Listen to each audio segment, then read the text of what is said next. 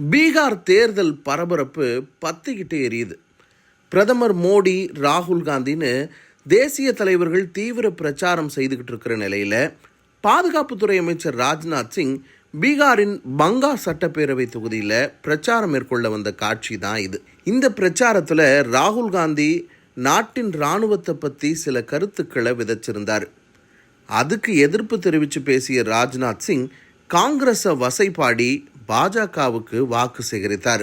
और आज हम जहां जाते हैं जहां हमारी एनडीए की सरकारें हैं तो हम कहते हैं आइए नहीं एनडीए के बिहार में, हमारा विकसित बिहार में। और इनकी सोच कैसी है, इनकी सोच कैसी है, आइए ना हमारा बिहार में, ठोक देंगे कट्टा कपार में।